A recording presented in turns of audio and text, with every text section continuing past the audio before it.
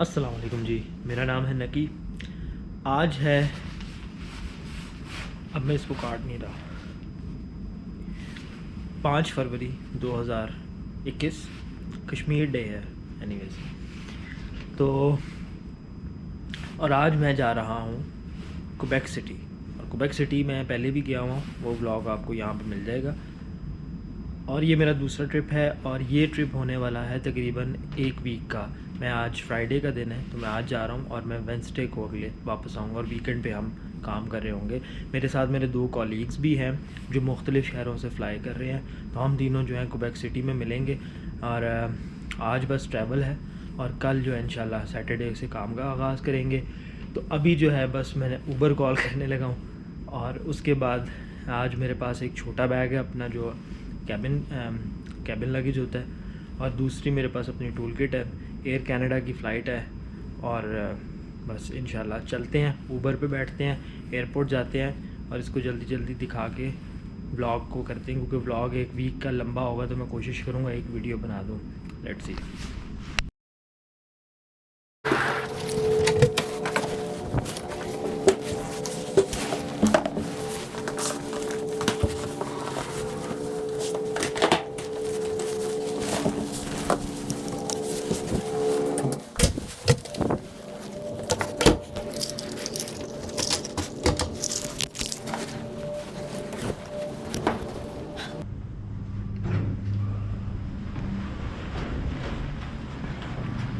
नहीं तो जी जनाब, मैं कर रहा हूँ अपनी ऊबर का वेट। टेम्परेचर इस वक्त हो रहा है 1 डिग्री, और आपको नज़र आ रहा होगा बर्फ़ पड़ी हुई है। रात को मेरा ख्याल है बर्फ़ पड़ी है यहाँ पे ना, तो हल्की हल्की आइस फॉर्मेशन भी हुई है। और आज एक क्लाउडी ग्लूमी सा दिन है, बारिश शायद होगी, लेट्स सी। तो बस अभी मेरी ऊबर आती, विंडी काफ़ी है, लेकिन उस तरह इतनी ठंड नहीं है। 1 डिग्री टेम्परेचर है, जो कि कनाडा के हिसाब से बहुत अच्छा है। तो आपसे फिर थोड़ी देर बाद मिलते हैं। मैं बस ऊबर का हिसाब किताब लगा लूँ ज़रा।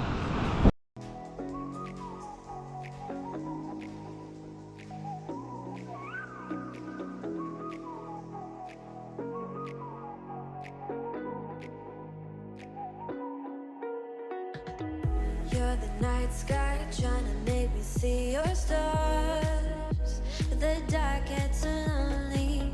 Now I see violet, I can feel silence, and the dark's all that I see. When your stars have burnt out and your heart makes no sound, I'll find violet in your eyes. You'll always be my night sky.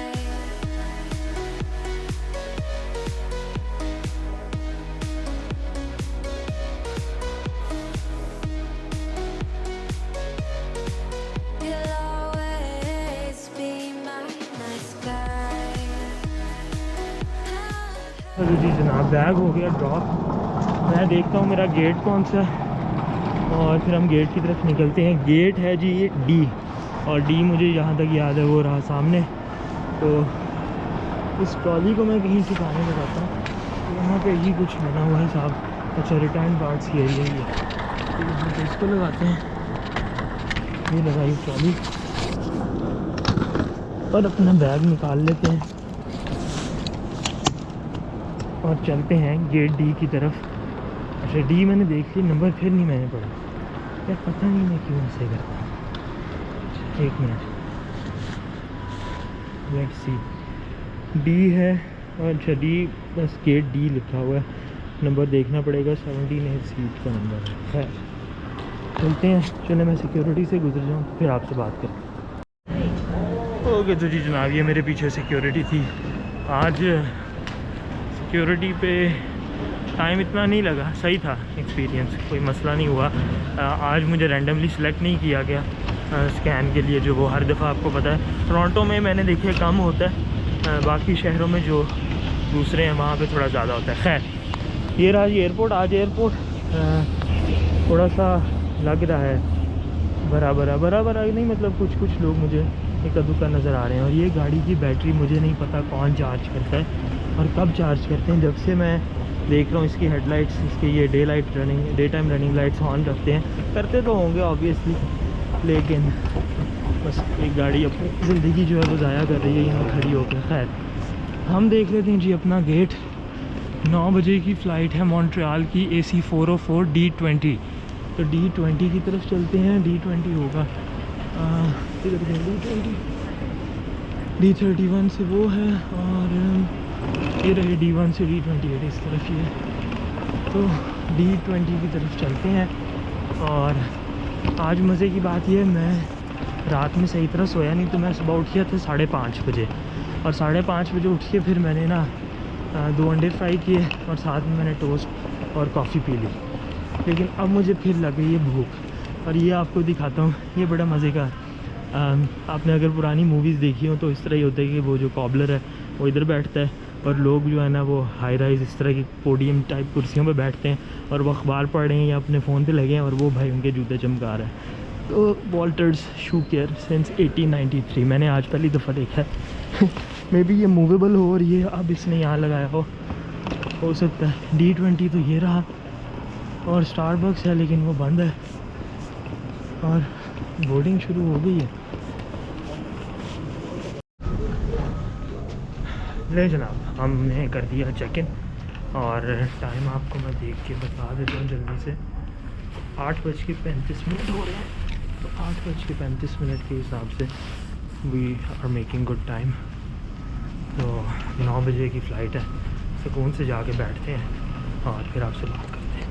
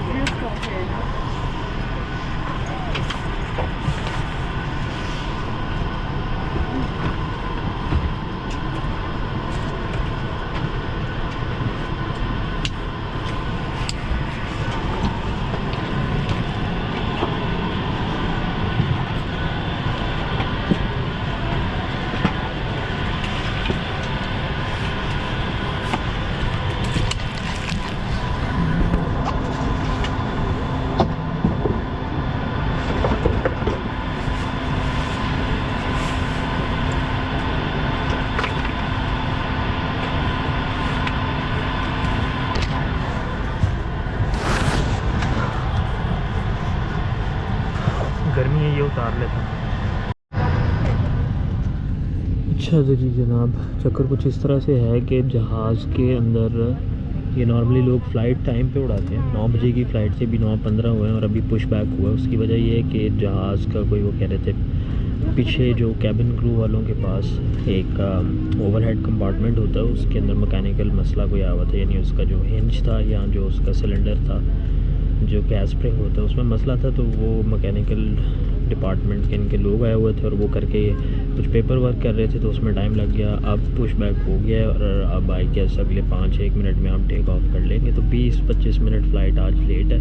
Engine इन्होंने start कर दी, अभी APU बंद करेंगे और फिर उसके बाद जो है हम निकल पड़ेंगे। तो फिर आपको टेक ऑफ दिखाते हैं।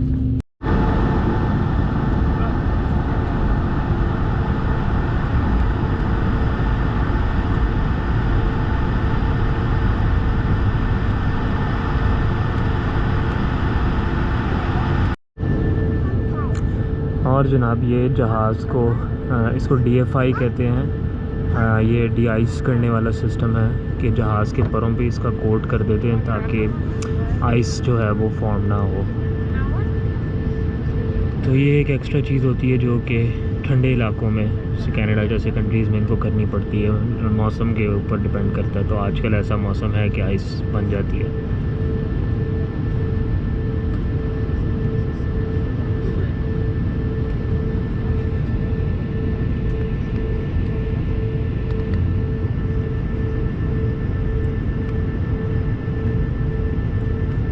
और मैं चूँकि इंजीनियर हूँ और रोबोटिक्स में मुझे इंटरेस्ट है, तो मुझे ये चीज़ काफ़ी इंटरेस्टिंग लग रही है कि वो अंदर जॉयस्टिक से कंट्रोल कर रहा है जैसे एक वीडियो गेम खेल रहा होता है बंदा।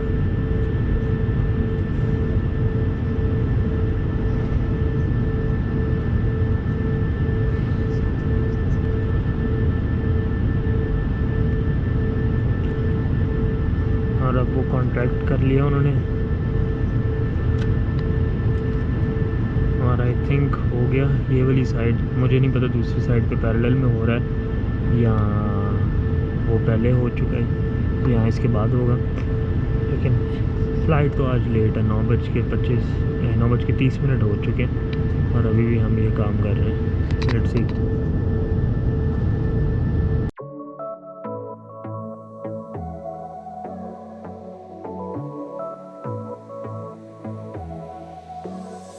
I got this boy on my mind that I can't live without. Oh, his eyes are killing me. And he keeps talking about everything that he likes, and I can't stop listening. I'm thinking about him all the time. I'm thinking about him all the time. I'm thinking about him all the time, all the time.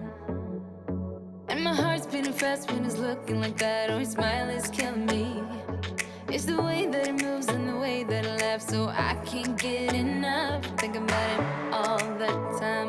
I can't get him off my mind. Oh, I want him to be mine, to be mine. My heart is saying yeah, yeah, yeah, yeah, yeah. You know I want him now, now, now, now, now. My heart is saying yeah, yeah, yeah, yeah, yeah, yeah, yeah, yeah. I told him I can be a fighter if you want. I'll be there to catch you if you fall. I can make it brighter when it starts, when it starts. I told him I would do it all for you, and I know you do it for me too. I can be a fighter if you want, if you want. I can be a fighter. I can be a fighter if you want. I can be a fighter if you want. Oh, the way that I feel, yeah, I know that it's real, 'cause I can get him out of my head. I don't care what we do, everything's feeling new, even if we stay in bed. My heart is saying yeah, yeah, yeah, yeah, yeah. You know I want him now, now, now, now, now. My heart is saying yeah, yeah, yeah, yeah, yeah, yeah, yeah, yeah. I told him I can be a fighter if you want. I'll be there to catch you if you fall. I can make it brighter when it starts, when it starts. I told him I would do it all for you, and I know you do it for me too. I can be a fighter if you want, if you want. और जनाब Montreal तो ऐसे बना हुआ है जैसे पता नहीं मैं कहाँ साइबेरिया आ गया हूँ। आपको नज़र आ रहा होगा कि बिल्कुल सब कुछ ही वाइट हुआ पड़ा है और बर्फ़ हो रही है, बर्फ़ पड़ रही है। आपको पर पे पड़ती हुई नज़र आ रही होगी, ये सॉरी इंजन पे पड़ती नज़र आ रही होगी। विजिबिलिटी बहुत पुअर है। और मैं रात को मौसम देख रहा था, आज दिन में -10 है और रात में -13-14 होगा। लेट्स सी, अब बाहर निकलते हैं तो फिर ही पता लगेगा, तो थोड़ी देर बाद में। Bienvenue à Montréal, il est 10h34 minutes. आपको नज़र शायद सही तरह नहीं आ रहा है, दूर दूर तक बर्फ़ ही बर्फ़ है और कुछ भी नहीं नज़र आ रहा। और ये पड़ भी रही है आपके लिए, कॉन्ट्रास्ट में पता लग ही रहा होगा। हालांकि आज बर्फ़ की प्रेडिक्शन नहीं थी, लेकिन ये तो अच्छी खासी पड़ रही है।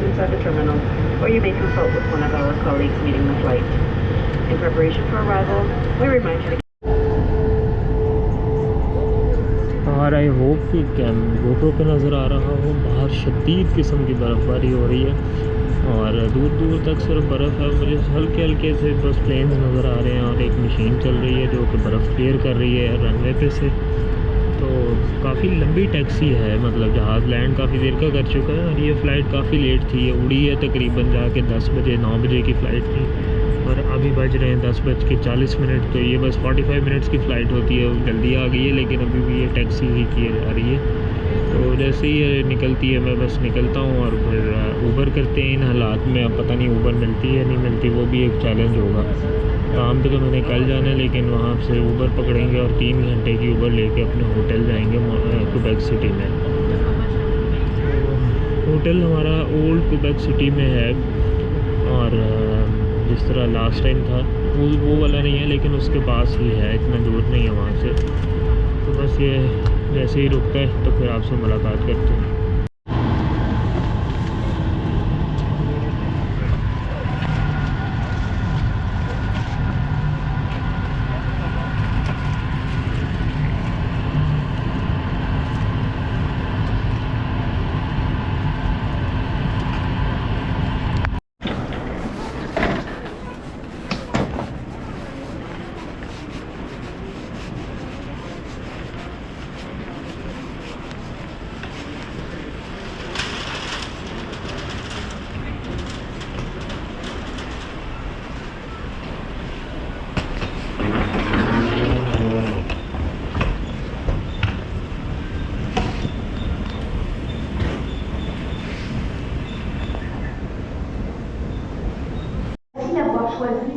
Good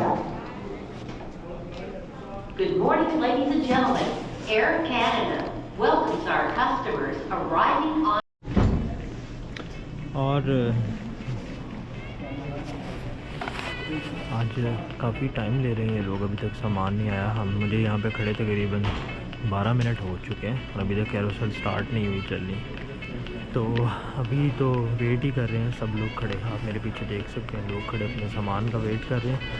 आज सारा कुछ ही लेट है, फ़्लाइट भी लेट थी, अब सामान भी लेट है, तो पहुँचूँगा भी मैं लेट। तो तभी मुझे 3 घंटे की ऊबर राइड भी लेनी है। और यहाँ पे मुझे याद है टिम हॉर्टन्स है एग्ज़िट से बिल्कुल पहले, तो मैं कुछ खाने के लिए भी पकड़ लूँगा रास्ते में। चलें देखते हैं, फिर आपसे थोड़ी देर बाद बात करते हैं। ओह चल पड़ी कन्वेयर, आई थिंक आवाज़ आ रही है, देखते हैं। हाँ चल पड़ी।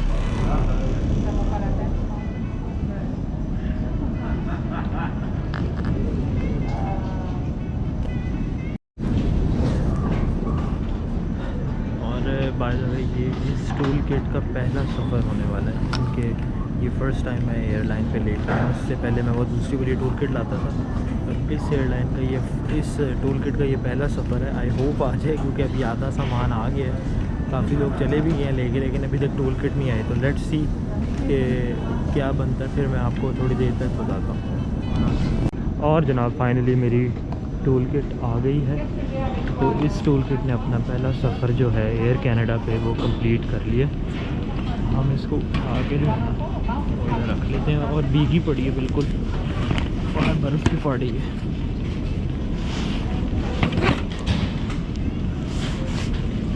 तो चलिए फिर हम यहाँ से निकलते हैं। शुक्र इसकी टूल किट आ गई, वरना एयर कनाडा का पता आपको चलता है ना कि PIA और एयर कनाडा में मेरे नज़दीक तो मुकाबले की दोनों एयरलाइंस हैं। खैर ये तो हो गई ये बात। अब मैं रखता हूँ इसको, क्योंकि मेरी GoPro की बैटरी लो है। काफ़ी सारा टाइम तो मैं बर्फ़ रिकॉर्ड करने में मैंने लगा दिया, और बैटरी मेरी अभी तक मैंने ऑर्डर अमेज़ॉन पे की है, वो स्टॉक में नहीं है। वो जब आएगी तभी मिलेगी, आई थिंक वो एंड ऑफ February पे आएगी। तो बैठे वेट कर रहा हूँ मैं जब तक बैटरी का, तो तब तक मुझे जो है ना कैमरे की पावर कंजर्व करने के तरीके देखने हैं। तो मैं इसको कहता हूँ बंद। वो बल्कि सामने ये आ गया टिम हॉर्टन्स। ओहो ये तो बंद है, नहीं बंद नहीं है, खुला है, वो सामने लाइनअप है। तो मैं वहाँ से कुछ लेता हूँ, फिर आपको दिखाता हूँ मैंने क्या लिया, तो आप देखते रहिएगा। मॉन्ट्रियल ट्रूडो एयरपोर्ट, और सामने आपको जो नज़र आ रहा है वो बेसिकली जितनी भी स्नो है उसको वो हटा रहे हैं मुख्तलिफ़ जगहों से। एक क्रेन लगी हुई है, और एक जो है वो ब्लोअर टाइप जो होता है, थ्रेशर नहीं मतलब जो भी है जो काट रहा है और स्नो को बाहर ब्लो कर रहा है। बर्फ़ अब हल्की हो गई लेकिन पड़ रही है।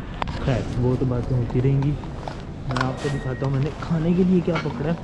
तो जनाब ये रही एक ब्लैक कॉफ़ी, और ये रहा साथ में एक everything Bengal with cream cheese, क्योंकि इनके पास हैलपिनो बेगल नहीं था जो मुझे ज़्यादा पसंद है। और ये एक क्रोसॉन्ट है।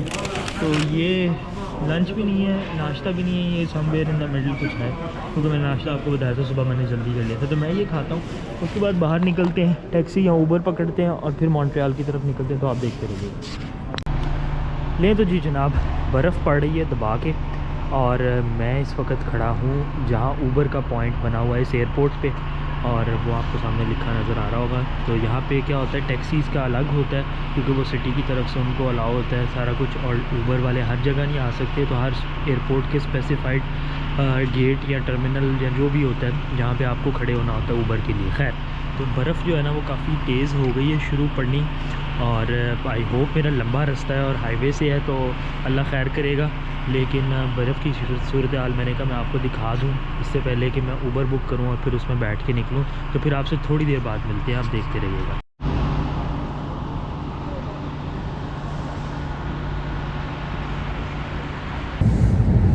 अच्छा तो जी जनाब, चक्कर कुछ इस तरह से हुआ कि मैं ऊबर लेके बैठा उसमें, और जैसे ही वो भाई साहब ने देखा कि क्योंकि ऊबर आपको पहले नहीं बताती कि पैसेंजर ने कहाँ जाना है, वो बस बताती कि इस बंदे को यहाँ से पिक करो।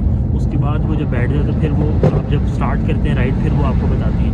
तो जब वो उन साहब ने देखा कि जो डिस्टेंस है वो नॉर्मल यानी मॉन्ट्रियल से क्वेबेक 3 घंटे लगते हैं नॉर्मल दिनों में, आज बहुत बर्फ़ है, तो उसने मुझे कहा कि मुझे तो 6 घंटे लग जाएंगे और ये ट्रिप मेरे लिए वर्थ नहीं रहेगा कि मैं तुम्हें इतनी दूर लेके जाऊँ इस मौसम में। तो उसने मुझे फिर दोबारा घुमा के वहीं पे उतारा और फिर मैंने टैक्सी वालों से पूछना शुरू किया। तो पहली टैक्सी वाले ने कहा मैंने नहीं जाना, फिर दूसरी टैक्सी वाले ने कहा कि मैं चला जाऊँगा, और उसको मैंने एड्रेस बताया। मैं सारा सामान दूसरी गाड़ी में मूव किया और अब मैं मॉन्ट्रियल एयरपोर्ट से, ट्रूडो एयरपोर्ट से क्वेबेक सिटी जा रहा हूँ अपने होटल। तो आपको रास्ता दिखाता जाऊँगा और बस यही है अपडेट। थोड़ी सी ख्वारी हुई है लेकिन खैर।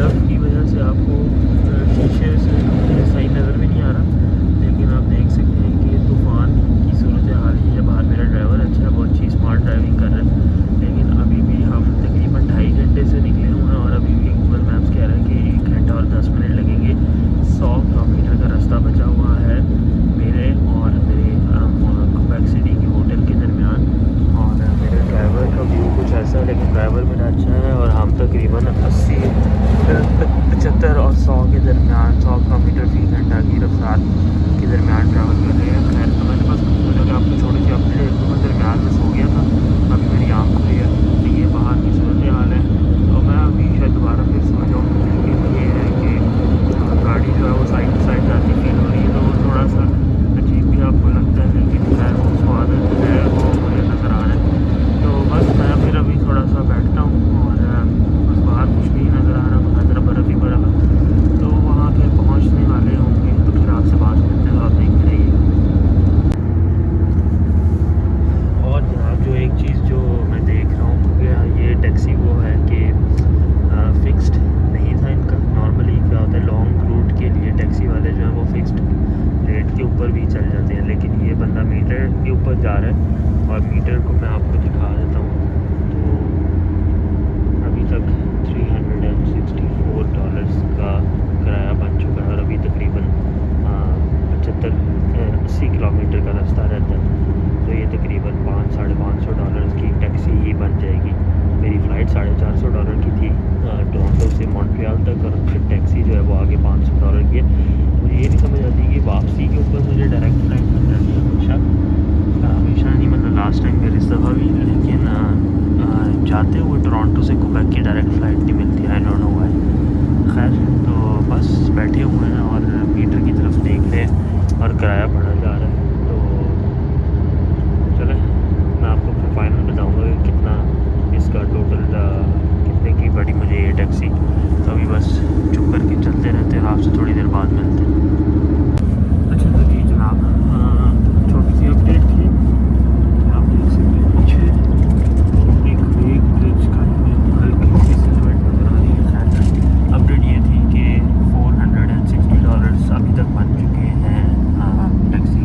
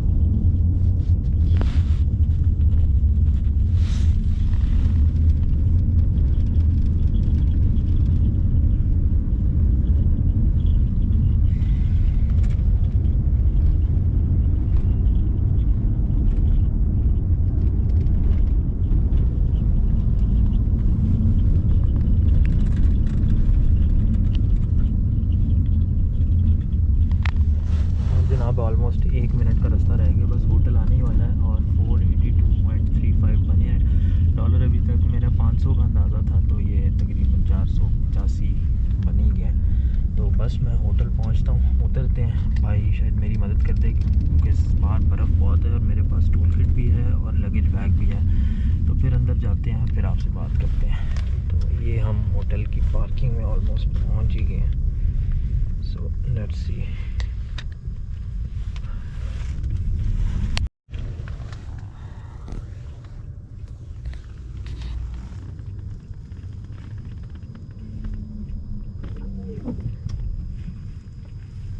तो जी मैंने अपने ड्राइवर को रिक्वेस्ट किया कि मुझे होटल के गेट के बिल्कुल आगे आप उतारें, क्योंकि बर्फ़ जितनी पड़ी हुई है मैंने टूल किट और वो निकाल के लेके जाना है, वो मैं कैसे लेके जाऊंगा।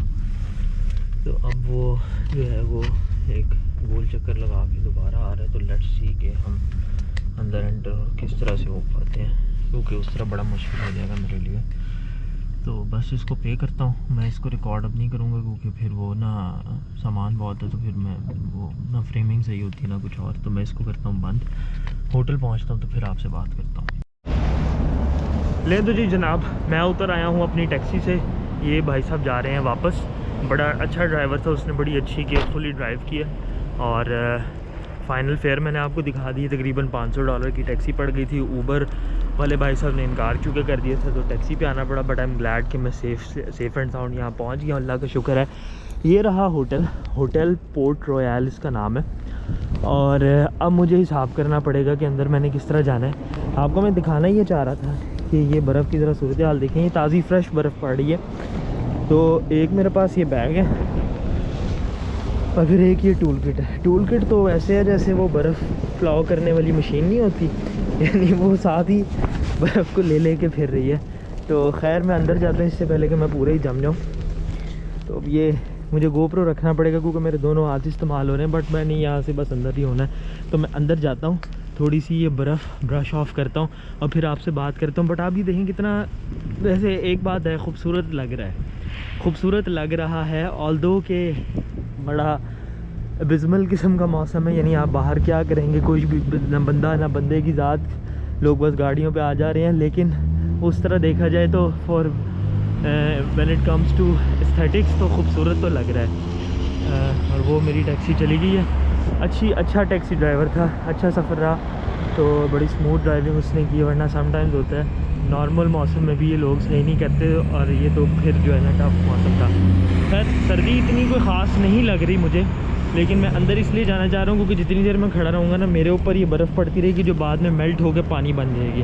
तो चलते हैं अंदर, करते हैं चेक इन, आपको दिखाते हैं कमरा, ब्लॉग को करते हैं एंड, और फिर आपसे जो है ना कल या जब भी मिलेंगे तो तब मिलेंगे, आप देखते रहिएगा।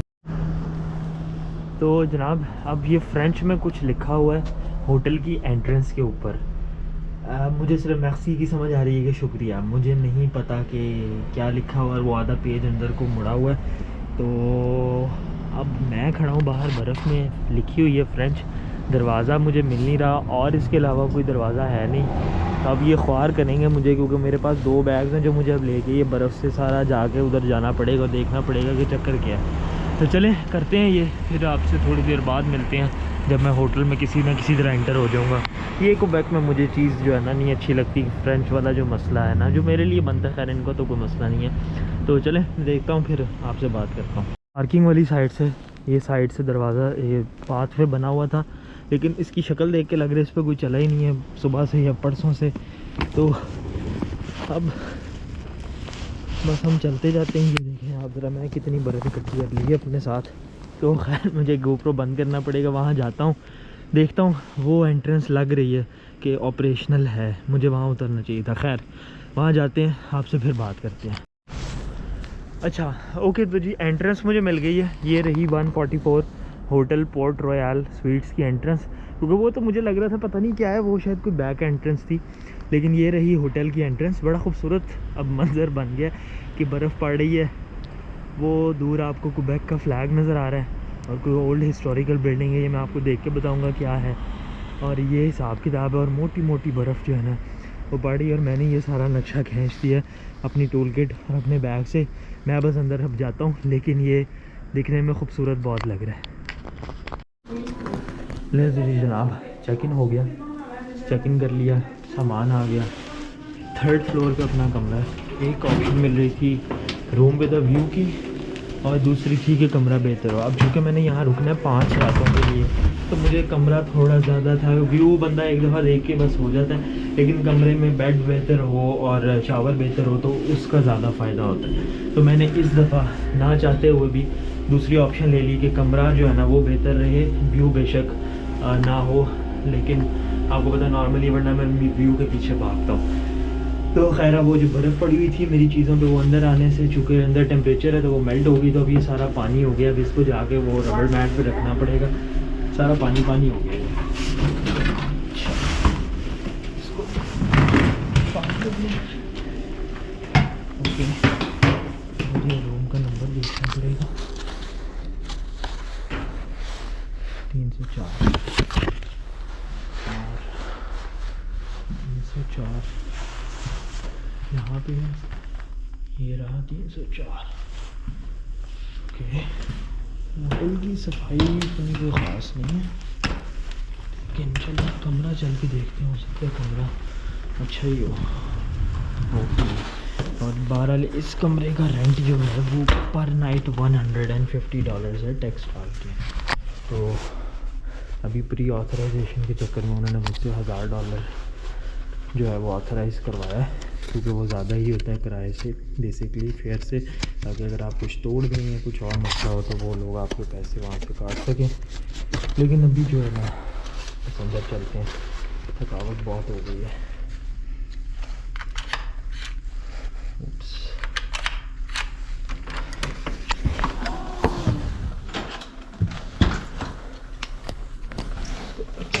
ऑन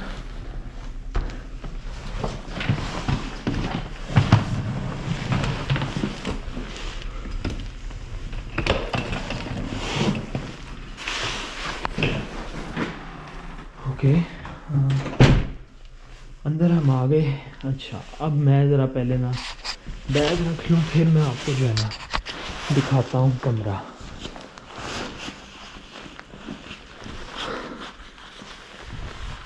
तो जनाब कमरे का टूर शुरू करते हैं। लाइटें शाइटें जो है ना वो सारी ऑन कर लूँ मैं एक दफ़ा पहले तसल्ली से, फिर जो है ना आपको दिखाता हूँ, क्योंकि लाइट का फिर इशू होता है।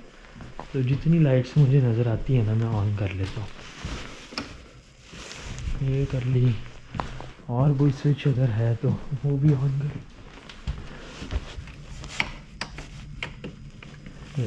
सारी लाइट्स ऑन हो गई। और आज हम रिव्यू दूसरे स्टाइल पे करते हैं। ये रहा जी होटल, और खिड़की खुली हुई थी थोड़ी सी, तो हवा बड़ी ज़बरदस्त किस्म की आ रही थी। तो उसको जो है ना अगर आपको मैं दिखाऊँ तो ये पूरी खिड़की ऐसे खुल जाती है, जो कि अच्छी बात है। इसको बंद करते हैं, ये हो गया। अच्छा, आपने नोट किया होगा ये बड़ा मज़े का पुराना सा होटल है। ये देखिए ना, चिटखनी का स्टाइल चेक करें आप। ये मैं बंद करके इसको घुमाऊंगा तो होपफुली ये जो वो रस्ट इतना आ गया हुआ है कि वो बंद नहीं होती, लेकिन यू गेट दी आइडिया कि ये चले गए। तो बड़ी अच्छा पुरानी सी फील है। हर व्यू हमारा पेट्रोल पंप का, पेट्रो कैनेडा का, और दूसरी साइड वाला व्यू जो था वो खूबसूरत था, लेकिन देन अगेन कमरे का मुझे नहीं पता, वो किंग बेड कह रही थी और उसमें शायद किचन नहीं था। तो मुझे ये ज़रा लंबे ट्रिप के लिए, मैं हूँ 5 दिन के लिए, तो मेरे लिए ये ज़्यादा कंफर्टेबल लग रहा था। तो जनाब ये रहा हमारा बेड, बल्कि मैं गलत साइड से शुरू हो गया हूँ, मैं दोबारा जाता हूँ इधर, और जूते जो हैं वो मैं इधर उतारता हूँ। तो जनाब ये आप एंटर होते हैं, यहाँ पे इनको वैसे रबड़ मैट रखने चाहिए थे ताकि आसानी से बंदा रख ले। खैर इसको अभी हम फ़िलहाल कर देते हैं साइड पे, यूँ करके और यूँ करके। ये आप कमरे में एंटर होते हैं। उसके बाद ये रहा आपका वॉशरूम, जिसके अंदर स्टैंडर्ड आपका कॉपर टॉयलेट है। ये रहा मैं, बाल बेड़ा गर्क हुए हुए हैं क्योंकि बर्फ़ पड़ी हुई थी और अब वो मेल्ट हो गई है। सिंपल बेसिक एमिनिटीज़ हैं। वॉशरूम है, अजीबोगरीब शीशा है जिसमें एक अजीबोगरीब लाइट है जो जलती भी नहीं है, और रेन हेड शावर है।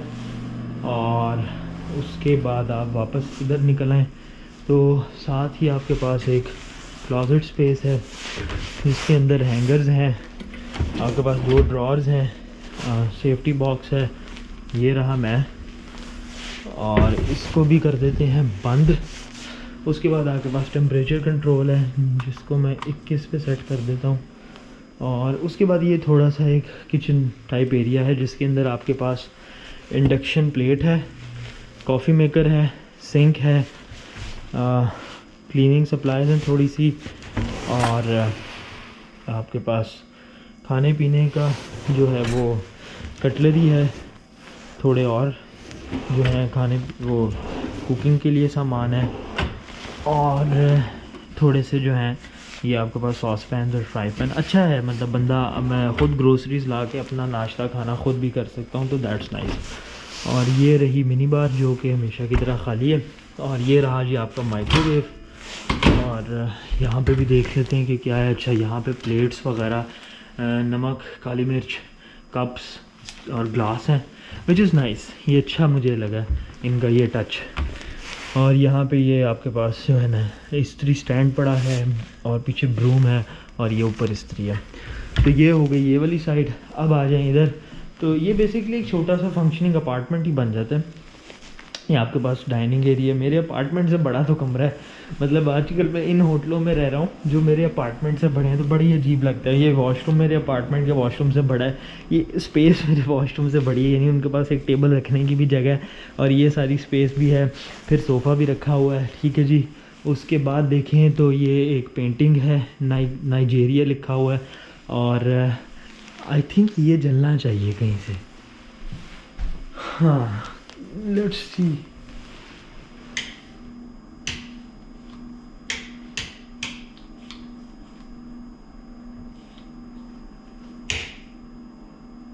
अच्छा, वो बेड की है, ओके, ये जल गई ना।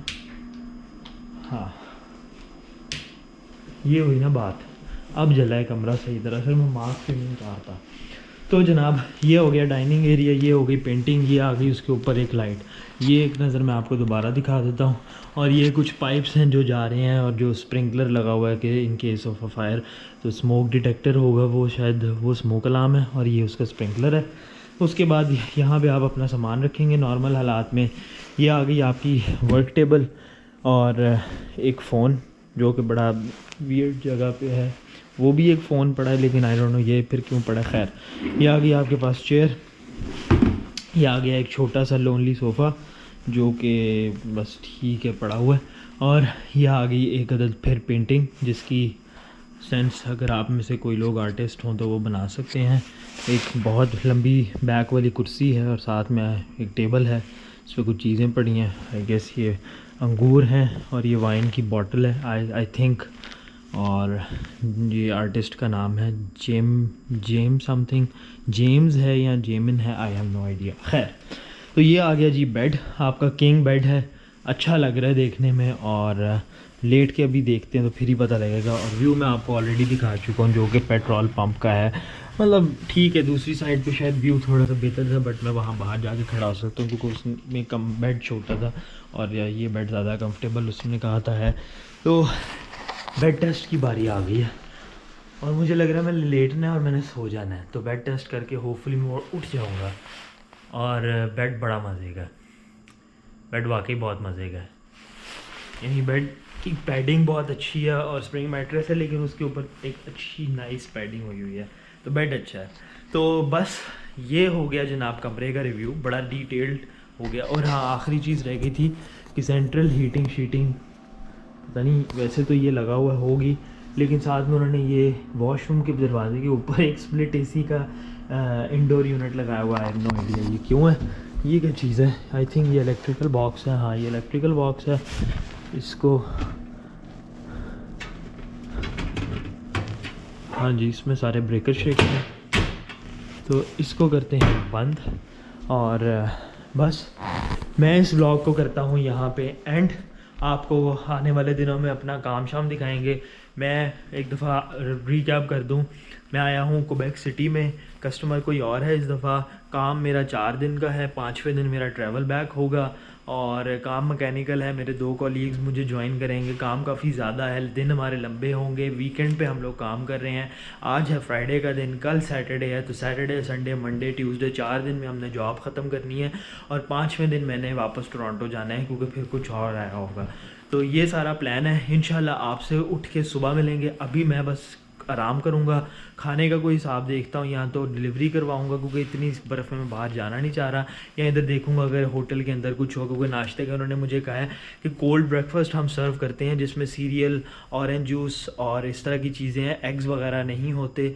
कॉफ़ी आप कमरे से लेंगे तो यहाँ फिर आप ग्रोसरी शॉप पे जाएँ और जाके अपनी सप्लाईज़ लें तो इधर ख़ुद बना लें। लेकिन अब मैं ऑयल ख़रीदूँ, बटर ख़रीदूँ, ये सारी चीज़ें तो वो थोड़ा लेट्स सी देखते हैं, तो उसका मैं कोई हिसाब करूँगा। और वो कह रही थी कि पास रेस्टोरेंट्स भी काफ़ी हैं, तो अगर तुमने खाना हो तो वहाँ जाके भी खा सकते हो। और मुझे आइडिया है, गूगल मैप से मैंने देखा था यहाँ पे काफ़ी कुछ है पास।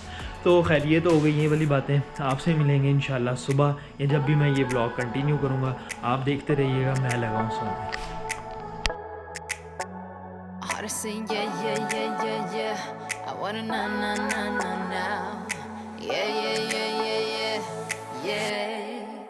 I told him I can be a fighter.